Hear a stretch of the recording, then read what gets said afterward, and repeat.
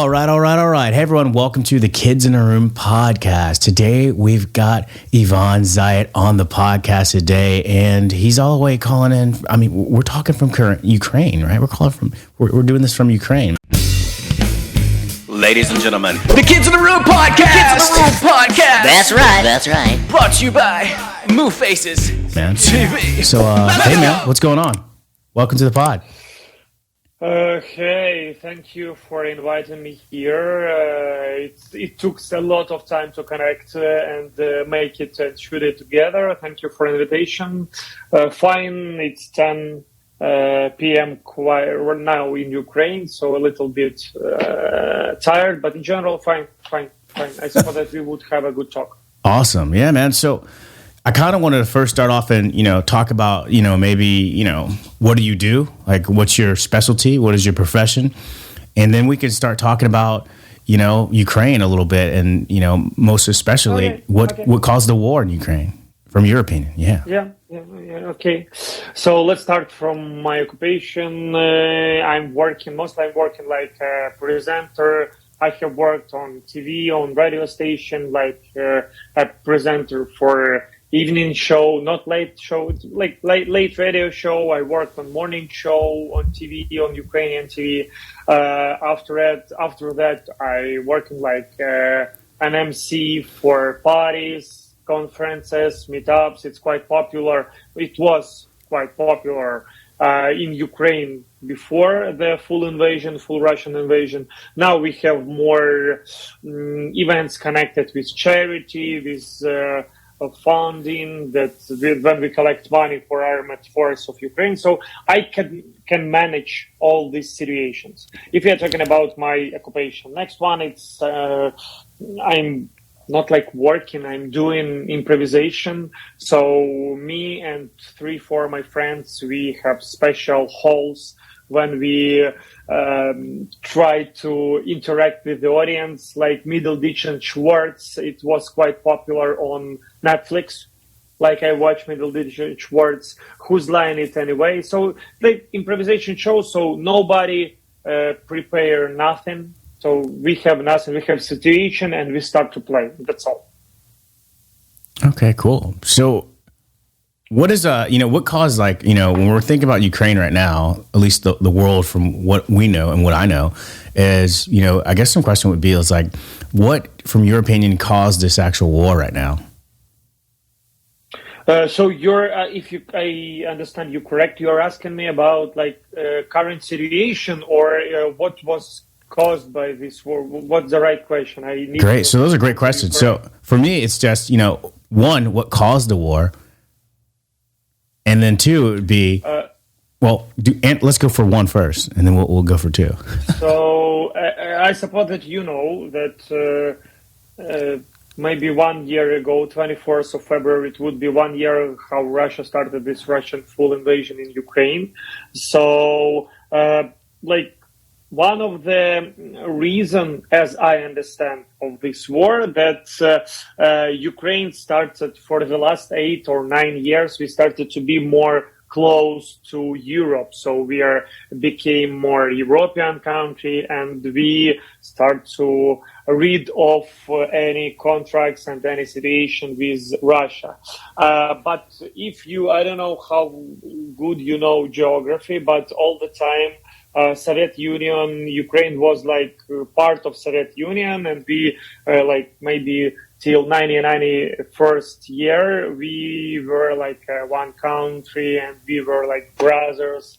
But in general, like Russia made a big impact on our politicians, on our police, in general, on our life.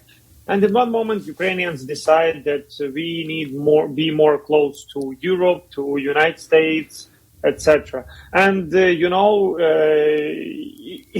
wasn't a good decision for Russia didn't like our decision. So they decided that one of the good reasons is to change like our president, our parliament to their people, and we would stay here and wouldn't change anything. So it's like one of the reasons how it happens. Why did they do that? Because like Ukraine, it's sometimes European media centers or some TV or radio shows could call Ukraine like a European shield. Sometimes because it works in this way. And could you imagine that in one moment we would be closer to European Union, we would be maybe part of NATO, and all these tents and everything would be closer to Russia. And Russia, it's like some part of the world that I don't know what Putin have in his head, because it's quite horrible to understand, because it's a lot of stuff happened here. So I think that he, or like Russians, don't wanna like give us opportunity to choose to live how we want. So it's one of the like normal explanation of this situation. I suppose that mostly all Ukrainians can't explain what the reason happens here and why you are trying to bomb us, why you are bombing us. So it's the biggest question. Why are you doing it? We didn't do anything. We don't have the high level of nationalism. I don't look like a Nazist. I suppose that you understand. So for most of our citizens and in general our population, we don't understand what the reason. It's something that Putin mentioned in his speeches, like we're Nazis and we need to be we need to have demilitarization or denazification or something like that. So that people who speak Russian, you're under pressure, but it's not. From my birth till maybe 28, my mom, my grandma, my grandpa, we spoke Russian, and it was, well, nobody pushed us. Wow. That's interesting. So basically go ahead. No, what were we going to say? No. Yeah, no, I finished. No, so basically what's going on right now is, not everybody exactly who lives in Ukraine is sure of why Russia's basically, attacking. I suppose that most of us are not understanding, because it's like, what are you doing? It's like the biggest question that we have won this year. What the reason? What's your goal? Because their goals have changed for this 1 year, maybe 3-4 times. Their first aim was like, we need to take Kiev, and Kiev would be like pro-Russian and blah, blah, blah. Then our armed force kicked them from this territory close to Kiev. Then they decided, and they made these parades about Kherson, Zaporizhia, and other districts that we have in Ukraine, and they took it to their territory.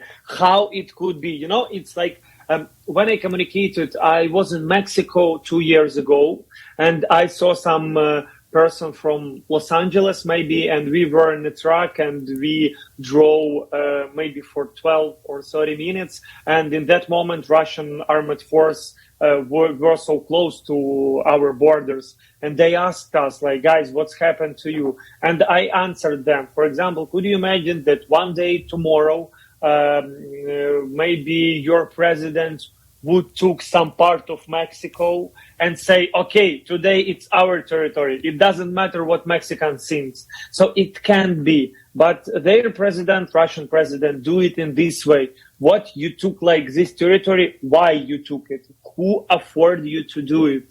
So it's like we independent country, we have our borders. It's one of the biggest problems that Russia don't respect our borders. Right, because they kind of still see Ukraine as still part of Russia. So it's like, It's like one of their idea and part of their propaganda that we are part of Russia, that we haven't been independent and blah, blah, blah, and Stalin created Ukraine. And all this fucking stuff that connected with this bullshit, because if somebody would hear it, it's so funny, because mostly mostly all their people, mostly all Russians haven't visited Ukraine at all. Like, they haven't seen it. Wow. Yeah. So how does it impact like most people day to day inside of Ukraine? Like, how is it? I don't know. Maybe for the first 3, 4, 5 months, your television and in general European television showed it more. Because now I understand that a lot of media is exhausted by this situation, but we are living in it.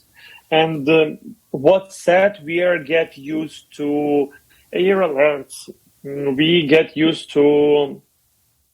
are getting used to electricity cuts. We are getting used to curfew. So a lot of stuff that's connected with it. So currently I live in Kyiv. It's a little bit better than it was maybe 1 year ago. It's like, I'm not talking, let's talk about April and March, when our armed force kicked Russians away from our territory, Kyiv and Chernihiv and Sumy district.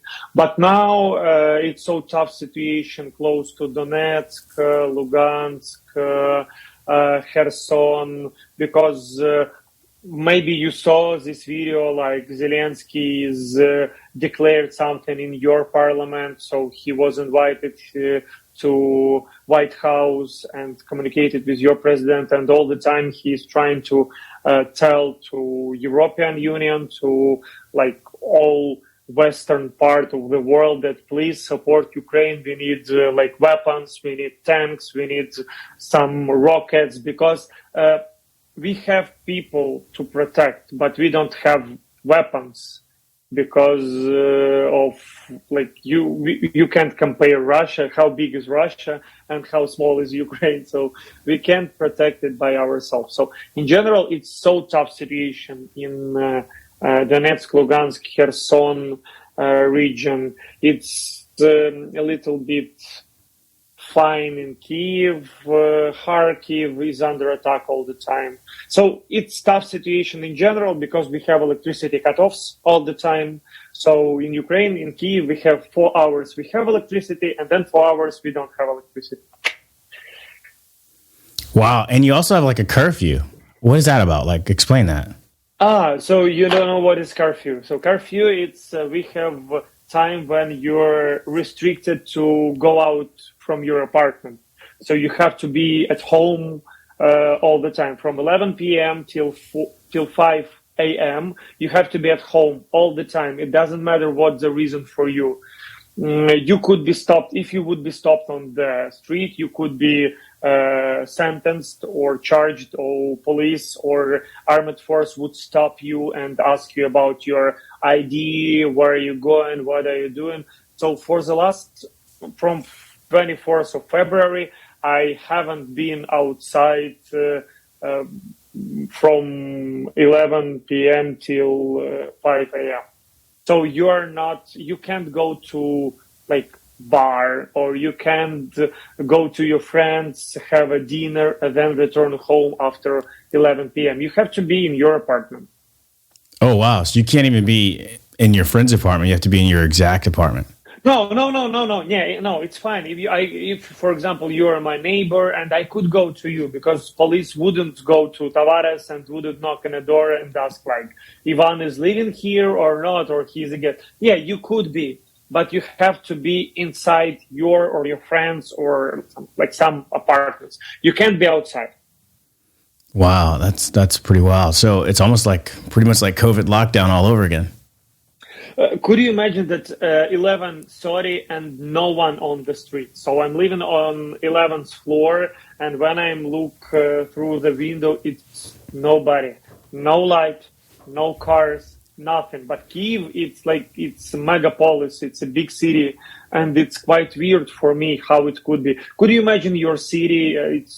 I suppose that your town is quite bigger than mine, but could you imagine that 11 p.m. it's nobody on the street? No cars, nothing. I can imagine it, because that's how it was when the pandemic happened. But at night, you could move No. to and fro. No. I mean, Maybe, I don't know. We didn't have some tough restriction. yeah, I mean, you could go places, during certain periods of times during the pandemic, but it was like everything was empty. Like there was nobody outside. But you could go out and maybe walk around by yourself. You could go out. I mean, I think like for the first like week or two, it was weirder because like there was maybe like two people you saw if you went to like a grocery store. And then there was and you had to wait like a certain time, depending on where you were. You had to wait a certain time to go into the store. Yeah, it was weird. Yeah. It's like maybe you remember this movie, I'm Legend or something like that. Yeah, that's how it was. In some moment, it reminds me about this movie. It was like that here in the pandemic. It was just like weird. Yeah. So I get kind of what you're saying. Not to say that we're not in a war, but we were in a lockdown type of situation. So, the war part. But in lockdowns, you don't have air alerts. Nobody would bomb you. So it's not like you hear this sound like whoa, street, and you have to hide to be in a shelter or in subway somewhere to protect yourself, because it's a little bit uncomfortable for your animals. Could you imagine? Because we have a dog, and all the time after this sound, she's going like crazy. Wow. Yeah, so I guess you can't make any mistakes there right now. Like you can't stay out late and mistakenly, not be in the wrong part during the wrong time when it's supposed to be inside. So you can't make any mistakes right now, or you'll pretty much be charged. Yeah. Yeah, it's like you could be stopped. If it's like, if you're talking about regular situation, it depends on the patrol police or somebody who could stop you. If somebody would stop you, then we have like special application for documents, like you could show your ID. It's like, it's like we have, like it's my passport. I could click on it and show them QR code. They would read this QR code and they would see all information about me, about my car, where I'm living, why I'm here. So, and they understand if you are like late. If it's 11:15, it's fine if you're outside, because you could say like, sorry guys, I'm going from my job and I'm returning home. And mostly they would say like, fine. But if you would be outside at 1 a.m., 2 a.m., it's not normal. Ah, I see. So the time is what? You said 11 p.m. to 5 a.m.? 11 p.m. till 5 p.m. 5 a.m. Got it. All right. Wow. Yeah. Yeah, you probably shouldn't be out during that time anyways. Nothing but bad stuff happens in anyways. Why specifically that time? I don't know. It's interesting because some regions of Ukraine, if you're talking about Lviv, it's western part. It's the closest part to Poland. So Lviv have from 12 a.m. till 5 a.m. So they have 1 hour more or less time for this curfew. Mostly it's night. And at night, you have to be at home. Like you don't, if you're moving around, maybe you're planning to do something. So I don't know. What's the reason to do a curfew from 6 a.m. till 12 p.m.? People are going to work. It's not like normal situation to do it. So night, it's a good reason for doing it. Right. Yeah, that's crazy. Wow. So this has been going on for a couple of months. How's that affected like the economy?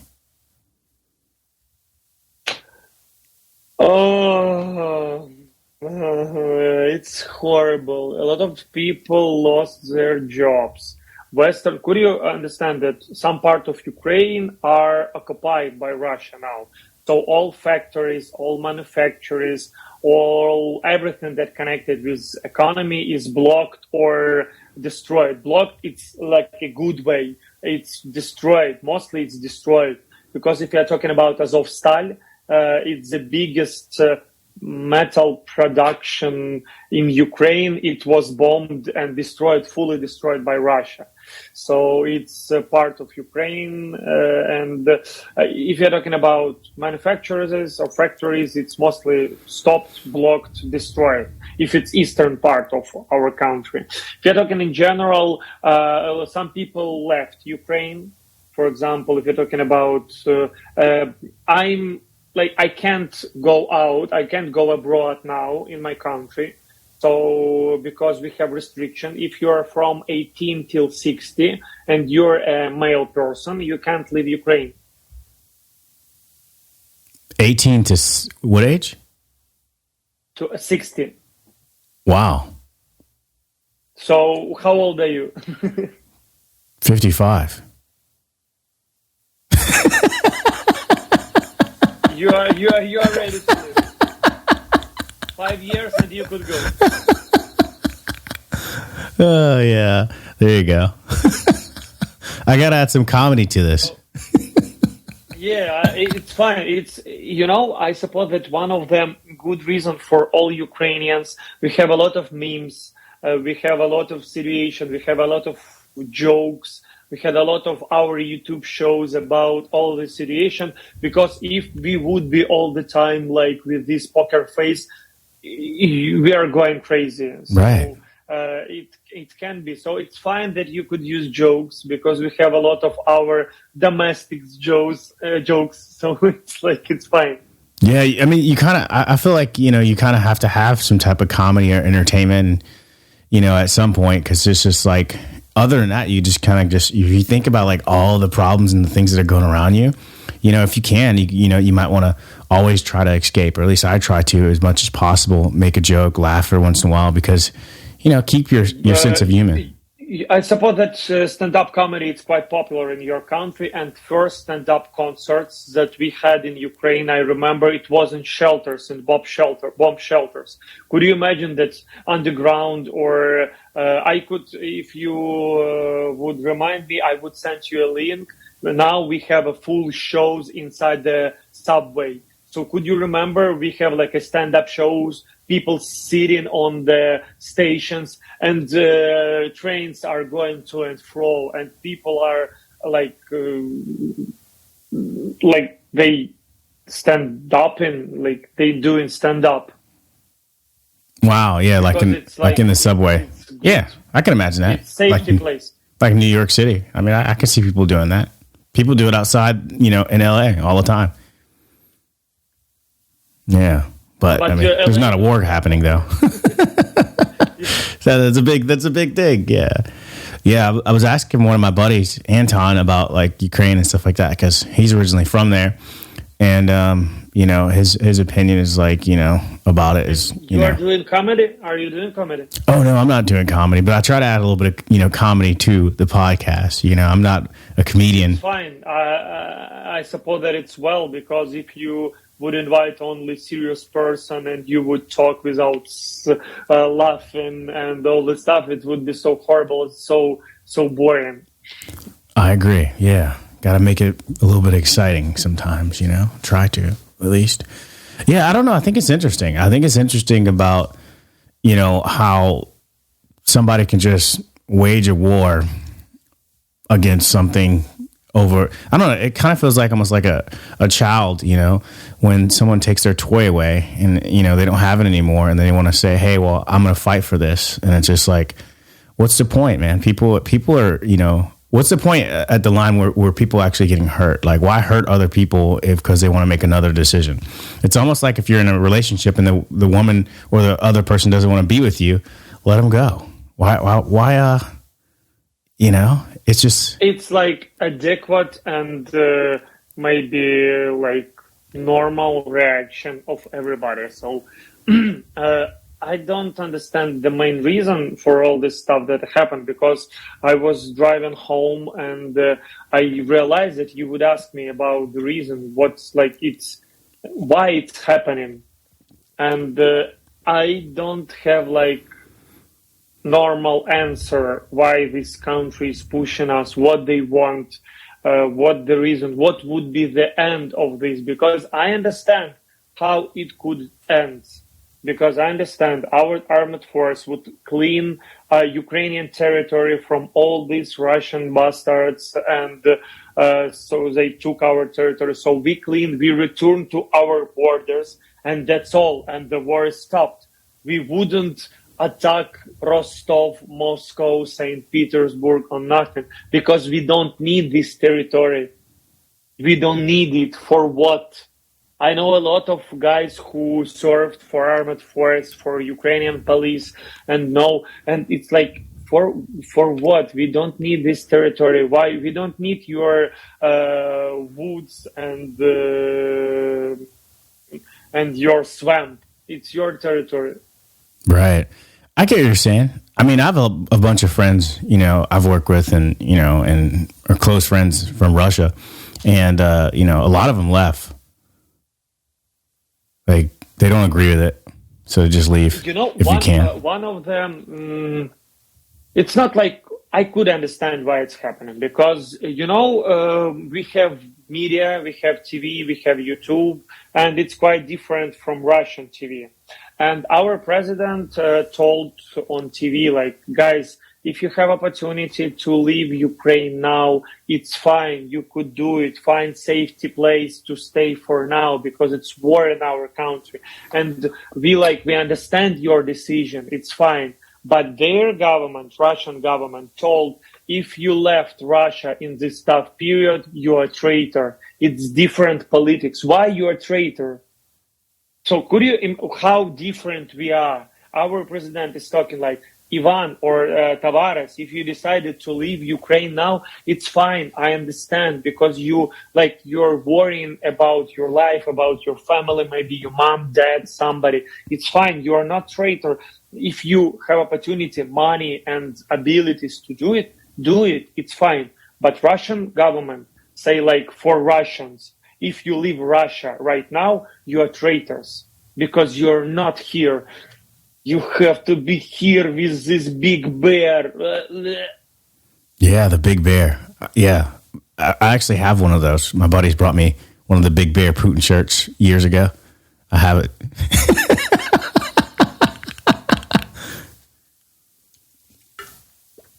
Yeah, but I don't know. It's kind of funny. I mean, not funny. It's kind of weird how things are going. It's also tragic, of course, right? I mean, it's like, I've worked with so many different people and have teams, all around the world before previously. I've worked with, other developers from Ukraine, also Russia. Huh? Are you a developer? I think I used to be a developer, but I'm a designer. So I do the design and stuff like that for digital platforms. So somewhere in the product team. But yeah, I've always built different products, and some of my team would be in Ukraine for years. Some of my team would be in Russia. And these would be some of my buddies, some of my friends, and we all were close. So I've never seen like this line before, but now it's like this line. So it's like interesting. The biggest problem, because maybe 2, 3, 4 years ago, when I went to different countries, but I suppose that I traveled a lot, because for now I counted, maybe I visited 16 or 17 countries all around the world. And when you try to communicate with somebody, people ask me like, where are you from? I say Ukraine. And where is it? It's like part of Russia. Some people thought that Ukraine is part of Russia. But now everybody knows that Ukraine is not part of Russia. Yeah, it's so sad that people in this world would know that Ukraine is an independent country after all this situation and issues. But we are not part of Russia. Yeah, we were close. As I remember in my childhood and when I was at school, we were so close. Like I didn't went so often to Russia, but I communicated with school leaders from some part of Russia, Belarus, and we were so close. But in that moment, we were post-Soviet Union countries. And in one moment, we decided that we have democratics because, as you remember, our current president, he was like a comedian. So could you imagine that it's like how it could be in not democratic. We are a democratic country, and our people voted for him. So it's fine. We have democracy, because if it's not democracy, our politicians wouldn't afford comedian to win the election. Yeah, election. So wait, he was a comedian? I didn't know that. Didn't know it. Okay. Didn't know it. Okay. I'm glad. Tell me more. On my YouTube channel about Ukrainian history. So our president Volodymyr Zelensky, before 2019, he was like a comedian. Could you imagine that it's like he has his show like Jimmy Kimmel? He has his show on TV, and it was like the quite popular show on Ukrainian TV. So it's like Kvartal 95. I can't know how to translate it correctly. It's show when they show people some humors, they made films, they shot serials and everything. And Volodymyr Zelensky was maybe the biggest showman in Ukraine. So everybody know about Volodymyr Zelensky. And in 2016, Zelensky with his team, they shot a series about like regular teacher who became a president. It was like a serial, Sluga Naroda. I don't know how to. It's like name of this serial, Sluga Naroda, and the main character in this film. A main role, it was Volodymyr Zelensky. He played this teacher, and this teacher, in one morning, he wakes up like a president. So it was like a series. It was quite popular in Ukraine because this situation were so close. In that moment, we have our previous president. He wasn't so good, but a lot of people voted for him. So in general, like it was well. And could you imagine that in 2016, 2017, they made this series, and in 2019, Zelensky became a president. So it's like Kartechny Domik. It's a House of Cards. It's like House of Cards. Wow. That's crazy. Yeah. Could you imagine that today we have a podcast and in 3 years Tavares will be president of the United States? Could you imagine it? No, I couldn't imagine that. I met Zelensky in person maybe 6 or 7 years ago. I was in their office because I worked for humor, for jokes too, and we met each other in person. It was like, hi, my name is Ivan. Hi, my name is Volodymyr. Have a good day. Have a good day. So I saw him in his like working office. He like regular person, always smiling, and it's well. And in 2019, he became a president. That's bananas. I mean, I guess the United States, we had President Reagan. He used to be an actor. So I guess that kind of, adds to it. President Reagan, Ronald Reagan, yeah? Yeah, Ronald Reagan. He was an actor. And then we also have like a governor or whatever. What's his name? Arnold Schwarzenegger. He was, of course, you know him. He's like famous actor too. But yeah, so I guess that makes sense. And then Donald Trump, guess he's kind of an actor, right? Yeah, he was he's the biggest actor. Yeah, Donald Trump. And what's funny, last thing about jokes and everything. I don't know how it works in your country, but we could make jokes about our government, politicians, and like our president. It's fine if you could make jokes and about president, about government, about something like connected to our deputies. If you're talking about Russian, they are prohibited to do it. Almost like China? Something like that, because I communicated with my friend. She's in Chonghao or something like that, and they can't say anything about their president. Yeah. See, that's when it gets weird. There's certain countries where you can't do that. Yeah, I don't think you can do that in, like, Turkey as well. I don't know. When I visited Turkey, they were so fond of their president, so they looked like that. Yeah, you might have ran into some people who just might have said that publicly, but there's a lot of people that have like their own opinion privately, because I don't think you can say anything publicly of your opinion. Maybe I don't know so much about Turkish government. So yeah, but I don't know. It's interesting though. So, what do you mostly do most of your time? Are you just still doing your regular routine?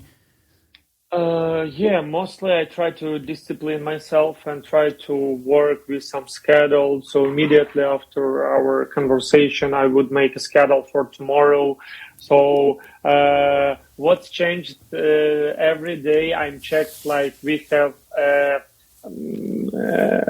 cut off electricity schedule for tomorrow. So I checked when electricity would be cut off in my apartment. I checked it. Like, okay, tomorrow, for example, I won't have electricity from 9 a.m. till 12 a.m. I'm living on 19th floor. So I need to plan everything to go out from home till 9 a.m. because if not, I would go to and fro by stairs, and it's horrible. It's so uncomfortable so I understand that tomorrow I need to get out from my apartment till 9 a.m. and return after 12 p.m. because it's like time when electricity would be cut off. So mostly, yeah, I have a lot of jobs. I have a lot of work here. I need to schedule like my routine. I need to have some calls with my clients. I need to plan my, it's like regular routine. Right. That's bananas. But I get it. It makes sense. You have to do that for safety precautions. So right now, I mean, and what's even worse is like nobody really understands the end goal of what Russia really wants. I mean, it obviously sounds like they just want to control the country and still keep it a part of the, right. Yeah. But I think is there like a fear? I wonder if it's like there's a fear that, if Ukraine becomes, a part of,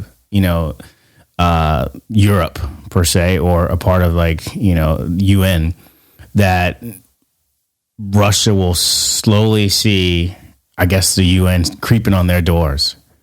And maybe there's a fear that they'll start taking more land and more stuff and come in deeper. So maybe that's what they're afraid of in some sense, that they think like, oh, if they get Ukraine. It's something that I told you in the beginning of our conversation. They don't want that Ukraine would be part of UN or something, NATO, etc., because Europe would be closer to their borders. Now it's quite great because from one part they have Belarus, in this side we have Ukraine, this side they have Georgia, this side they have Kazakhstan, China. It's not a problem for them. So they are protected from each part of their land, yeah. But it's like Russia subconsciously invent this idea that somebody wanna hurt or attack or destroy them. And nobody don't give a fuck. It's like, for me, it's not like a problem. I don't need your territory. I don't wanna communicate and have something in touch with them. Right.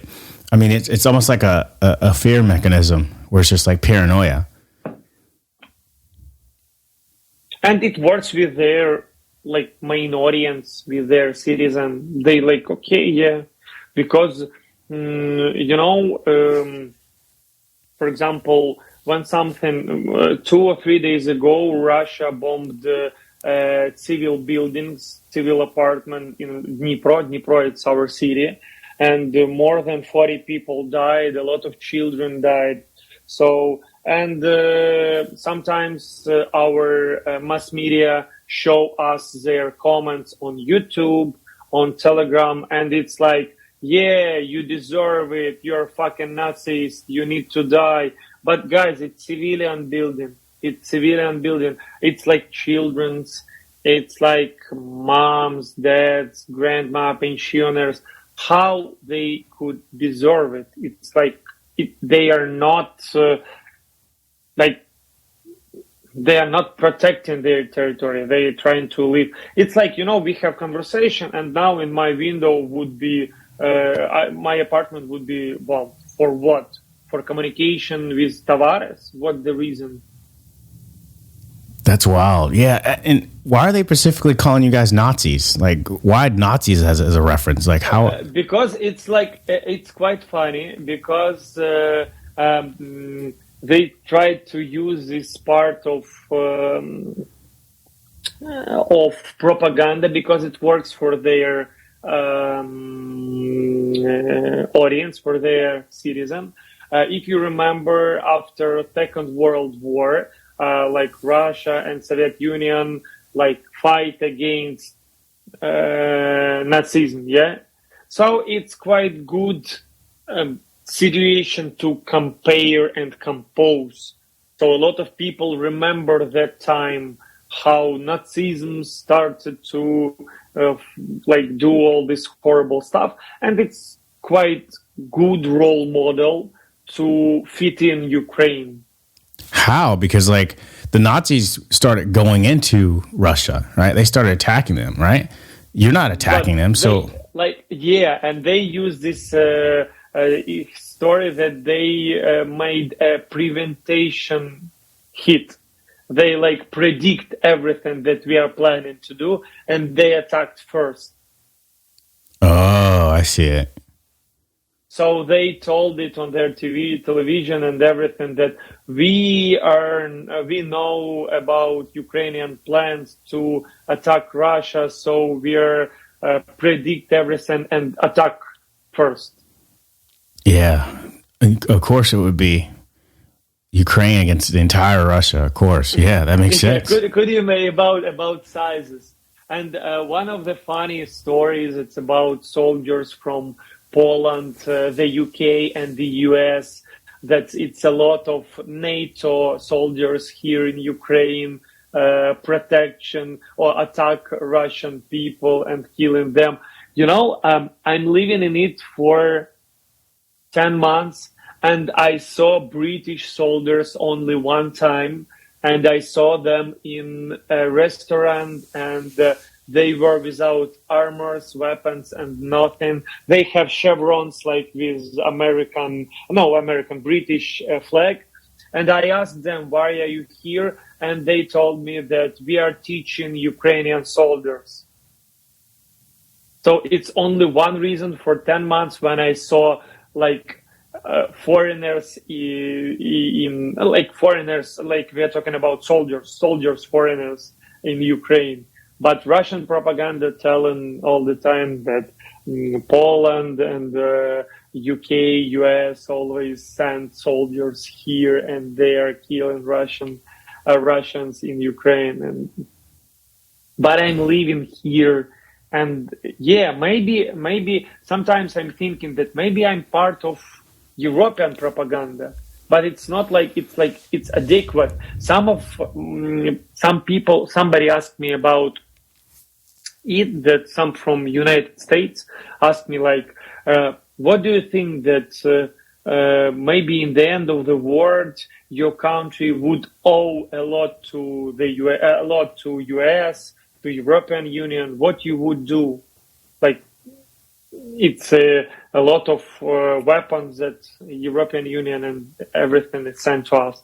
I answered that it's much better to live and to owe something to UK, US, Poland, European Union than live under Russia.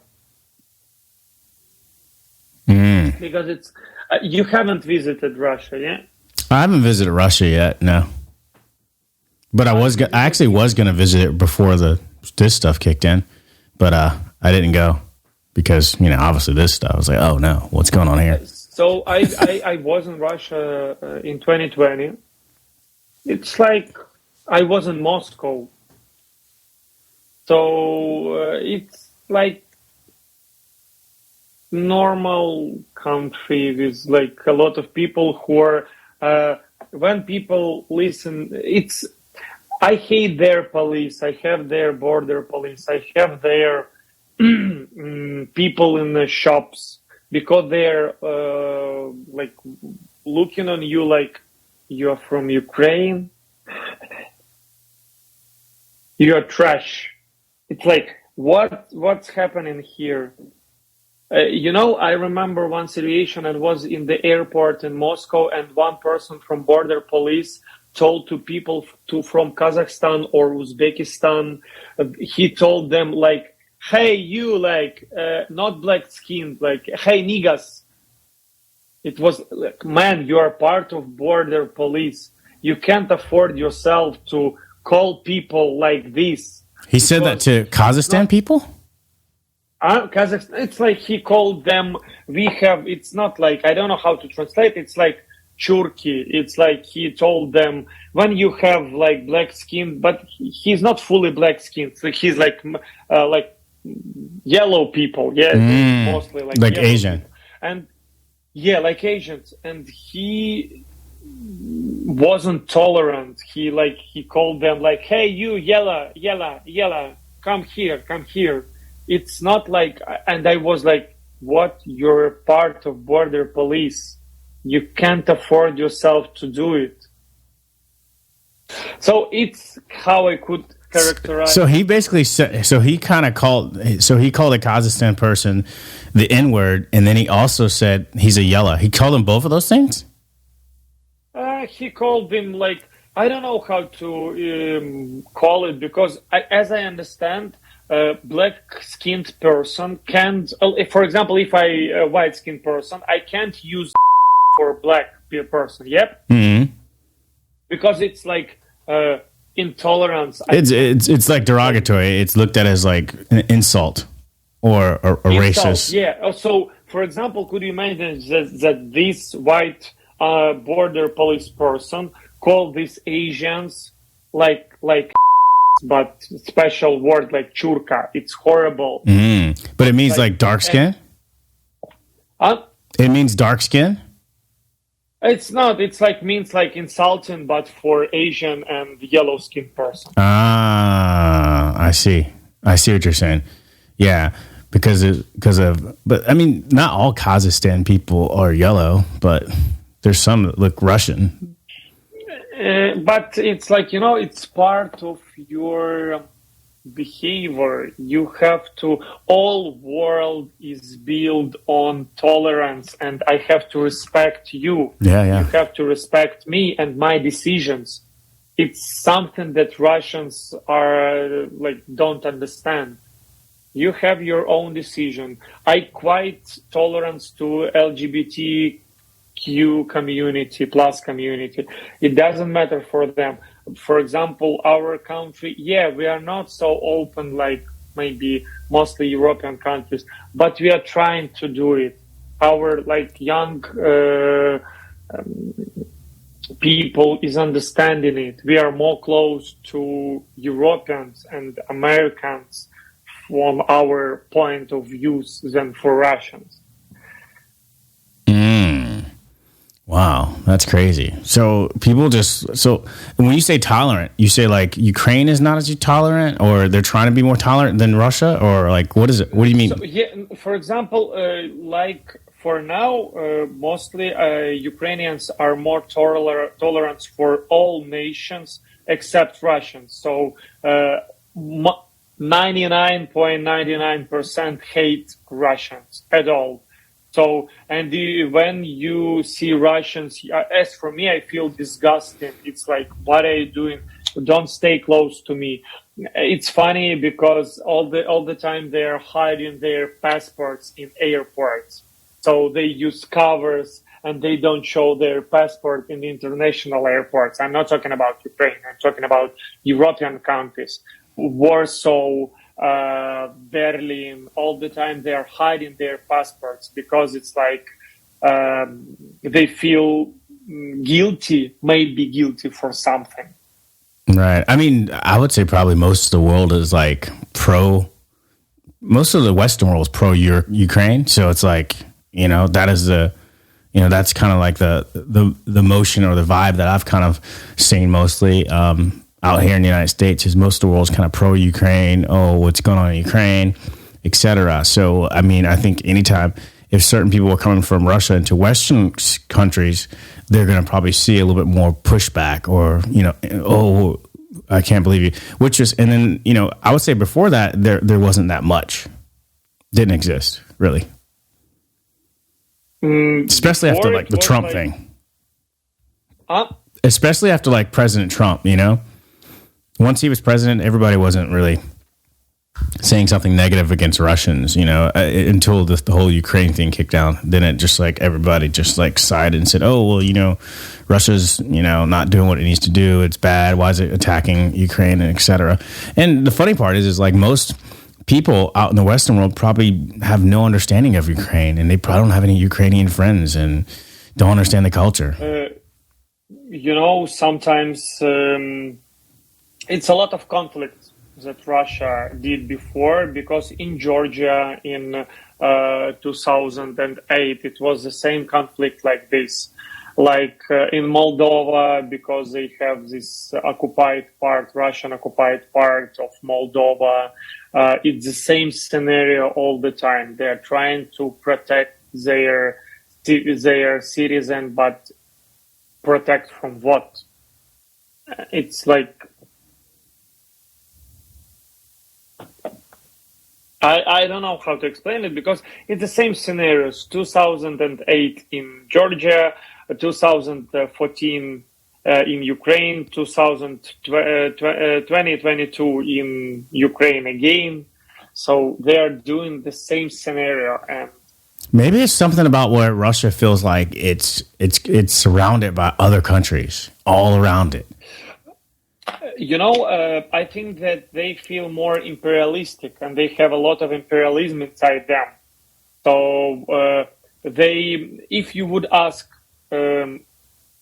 some like citizen of the United States, like, do you know where is your border? Like what states on each part? Like, this is New Mexico, this is like Washington, it's like this. So where is the border of your country. If you would ask Russians about where is your board, where is the board of your country, all Russians would answer in different way. Because for somebody, Crimea, it's part of Ukraine. For somebody, it's part of Russia.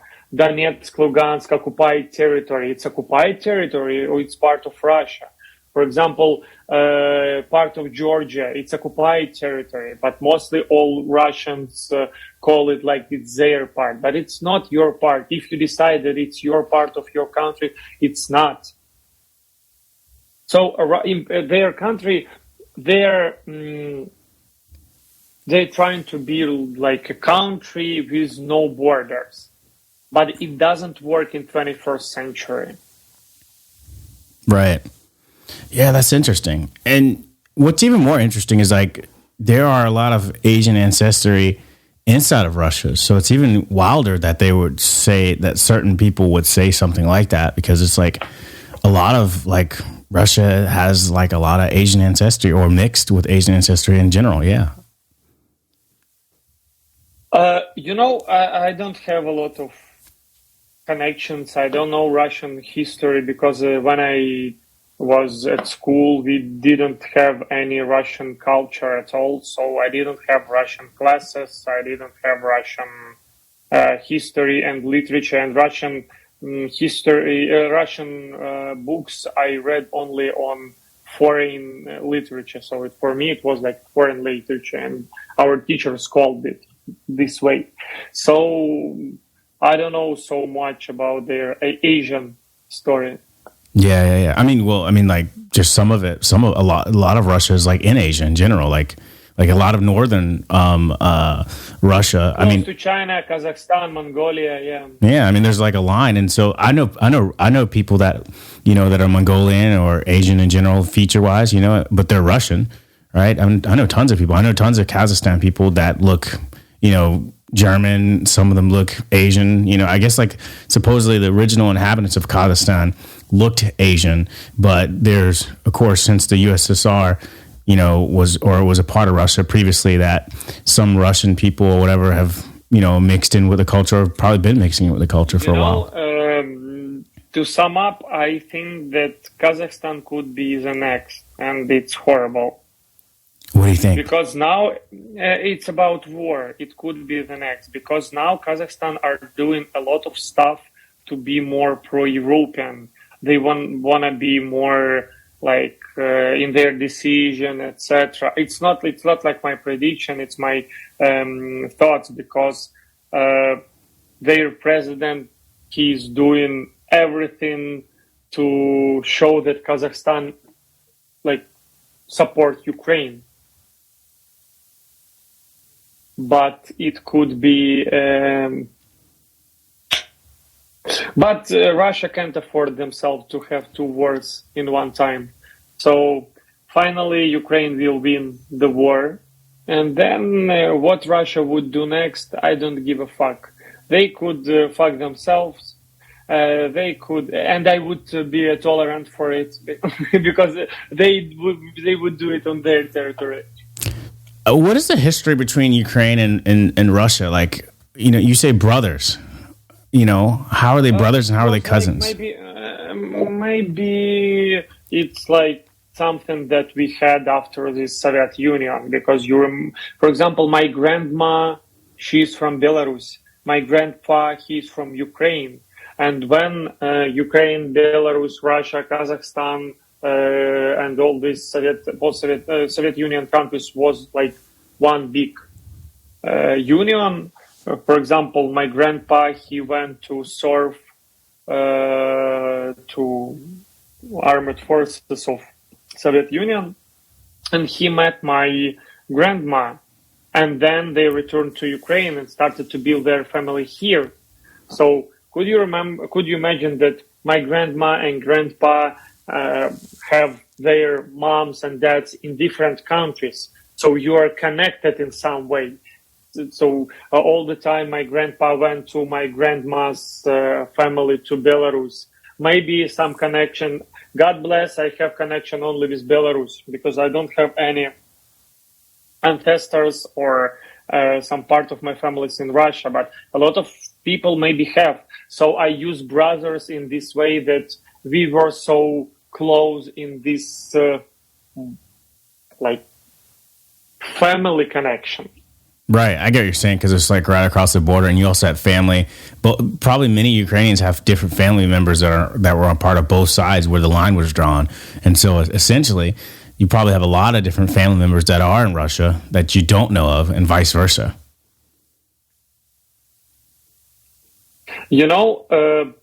What's weird for me?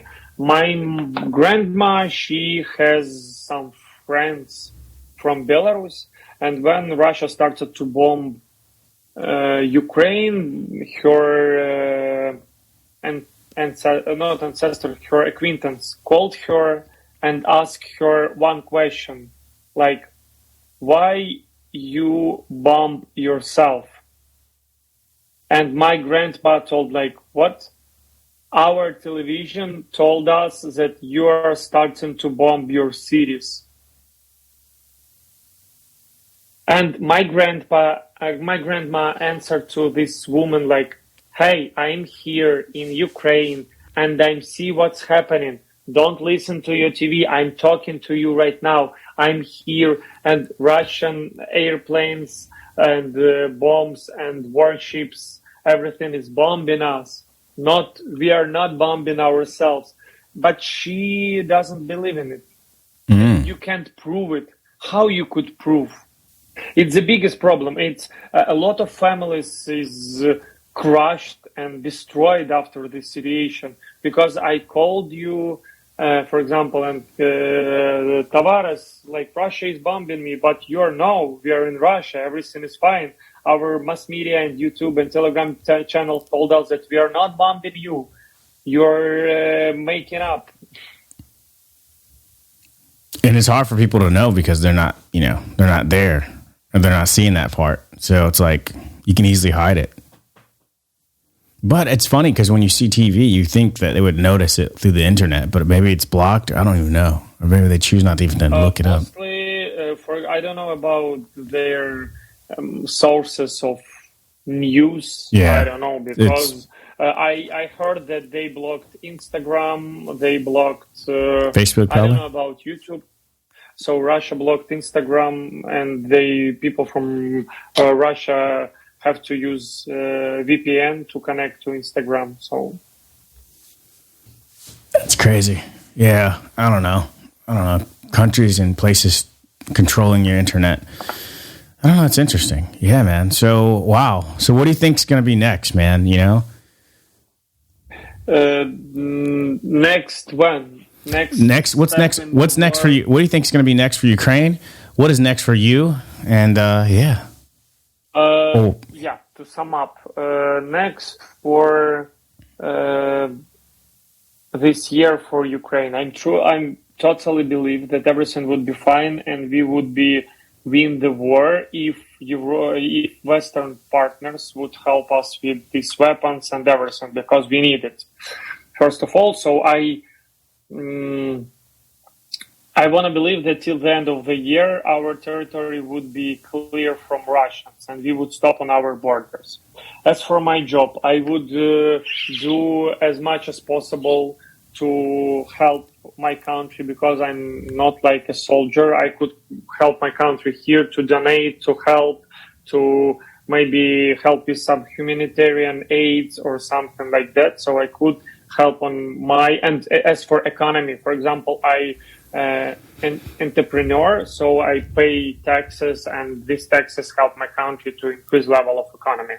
So as for me, I told that I could do as much as possible from my place. As for Ukraine, I answered. As for Russia, I don't give a fuck. It's their problem. Maybe you would have a conversation with somebody from Russia, and you would he would tell you maybe the different stories. It's his stories. I don't want to prove something to him. Maybe they would live in their square meters and don't take our square meters. Yeah, I don't know. Everything would be fine. I think a lot of people that I know that are Russians, they really don't. The ones that I know, they don't want any parts of it. They don't really feel that they should be over there fighting. Maybe. Oh no, they my friends, they feel this way strongly. That's why they've vacated. They don't have time for this. But they are currently in Russia. No, they got out. But it's how it works. They have families, and their families inside Russia. Yeah, so you got to care about your family, of course. But I'm saying overall, they don't want to be directly affected by it. A lot of them took their families, their wives and stuff like that, and moved to different countries. And a lot of people left Russia. Yeah, but a lot of people leave Russia all the time. Not everybody likes Russia that lives in Russia. I mean, that's just like there's people that live in America that don't like America. So some people leave all kinds of places. So I totally get it. But I'm not saying that America is like Russia, because it's completely different. But still, people leave countries all the time because they just don't like them anymore. But yeah. But most of my friends that are Russian, they like to live in the United States. They ideally want to live in the United States, but they've chosen to go other places just to be out of Russia because they don't really. By the way, I'm maybe in next 1-2 months I would try to take American visa. It's not like my big dream to live there, but I want to visit it, and maybe it's a good idea because maybe 2 months ago I got Canadian visa. Canada invited me to live there for 3 or 4 years, but I don't want to live in Canada. But I have visa, so it's feel free to work. It's work permit, so I could work there. So it's a lot of stuff in Canada, but I don't want to live so far from Europe. I don't want to live in the United States, but I don't know. I'm talking like this because, but I haven't visited before. Maybe I would be in New Mexico, and it would be the greatest state that I ever saw. Maybe. Yeah, I don't know about New Mexico, but yeah, I get your point. I would say, in general, like, United States has a lot of great things, a lot of opportunity. It's not a bad place, of course. It's one of the greatest, quote unquote, nations. But everybody has their opinion. And I think the best thing to do is just travel and find out where's your sweet spot. And I know Canada, they seem to be, from what I've heard, a little bit easier to give like visas out. I know a lot of people that go to Canada first and then they come to the United States. And that's how they typically, I've seen a lot of people do it, honestly, because of Canada. Even Elon Musk was originally in Canada first, then he came here. A lot of people go to Canada first, then come here. I know tons of people, that's how they became American. So it happened. How you started your career in the U.S.? You was born there? Yes, I was born in the United States. I was born in New England, Stamford, Connecticut. Yeah. And then I've lived all around the United States. Of course, been all around the world. So yeah, nothing too crazy. Yeah. Invite you to Ukraine, but in the end of the war, not now. Oh no! I would never go to Ukraine during this time. But thank you. I'm not gonna go. It's quite interesting places for visit, and it's quite interesting how it would be in the end of the war. I suppose that everything would be better. Yeah, I mean, I know there's some Americans who have been over there to help volunteer and things like that and help. But then there's other Americans who feel like, what do you have to think? What do you have to say to those Americans who are like, or not even just Americans, but other people outside of Ukraine who say, hey, look, why are we fighting or helping them? Like, it's not our war. What do you have to say to that type of opinion? I can't change their mind. So as for me, I can't say something like, maybe some of your viewers would watch this podcast and it's like, oh, what this white-haired man told us that we would change our mind. I can't change. So if you could help, you would help. If you support Ukraine, maybe people could be exhausted of supporting. It's one of the bad side of the war. Because for the last 1 year, a lot of European countries, people, governments supported my country. And some of them are thinking like, till what? For how long we have to do it? And I can't say that, oh, please give us 2, 3, 4, 5 months because I'm not on the battlefields. And it depends only on the people who are on the battlefields. Right, but why do you think it's important?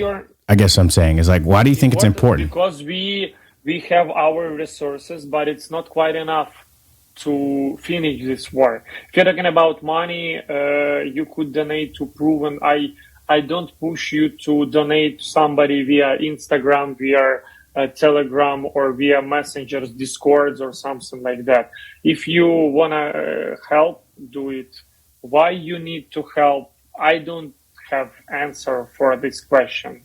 It's like subconsciously. If you feel it, okay. If you can send something, okay. If you could help somebody, for example, if you're in the US and you saw somebody from Ukraine and they are looking for, apartments to live, maybe you could help them to rent this apartment in some way. Helping, it's not always about money. It's not always about money. It's about some words of support. Maybe it's some communication via podcast, via your podcast, because you're giving part of Ukraine to your listeners. Right. No, I get what your point is. I think what I'm saying is I've heard, people say like, oh, well, why are we helping out Ukraine? Why are we helping on our resources there when, we need to work on America? We need to work on our country. Why are we giving our resources over there? And then we're having a recession. It's about emphasizing, not bigger than emphasizing. If you're emphasized to somebody, okay. If not, it's your turn. It's your time. It's you would change heaven or not heaven. Right. I get what you're saying. So you're basically saying that it's not about any of that. It's about empathy, having empathy for, a country that's being, attacked by a bear. Like literally. It's like, we have white and black here. So you're for white part of this story or you're for black part of your story. So, but it doesn't mean if you're not supporting that you're supporting black part. maybe you need time to realize it. Maybe you need some podcasts to push you to support. Yeah, I think that a lot of people don't know, right? It's like you were talking about earlier when we first got on the pod. You know, it's like how many people actually know what's going on in Ukraine, or even know where Ukraine is. Typically, when you go around the world, most people don't know what's going on about other countries in general. I mean, you can go to even in Europe and ask other people about things that are going on in, you know, Latin America or United States or Canada, and a lot of people don't know. I mean, it's kind of common for people not to understand what's going on around them and not to be as cultured. So I think that's probably where it mostly comes from, is like people really just say, hey, dude, I don't know anything about Ukraine. It's not next to me. Why do I care? But then there's others who are like... You can't change their minds. No, you can't. And I think people just like to complain about something at some point. And I think like there's a recession kind of kicking in. And I think people just want somebody to blame, or, you know, they want some tension to be off of it. So I think that's typically where you're getting the negative pushback from that side. But I don't know. I mean, like I said, I would say overwhelmingly most of the United States or most of the Western world is supportive of, you know, Ukraine and, you know, and the tragedies going on over there and et cetera. Obviously what you've seen like with Elon Musk helping out and, you know, donations and things like that. So all I can say, man, is, you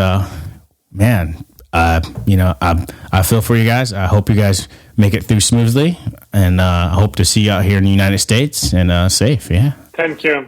Yeah, but thank you for coming on the podcast. Is there anything else you wanted to say, or, you know, leave contact information? Or be yourself. Thank you, Tavares, for things that you are doing. It's something that I like about all Americans and foreigners. You are doing your stuff and you are liking it. And, you know, in this conversation, and when I first saw your podcast, I realized that you like what you do. It's something that some European people have problems with it, because we are in general. Mostly people want to do something for profit. You are doing it because you are like it. That's true. So thank you for what you're doing. Thank you, man. So just hang on for a second. I want to make sure, you know, that everything gets uploaded, and, you know, with safety for the people of Ukraine. Yeah. Ladies and gentlemen, The Kids in the Room Podcast. Kids in the Room Podcast. That's right. That's right. Brought to you by Move Faces TV. Let's go.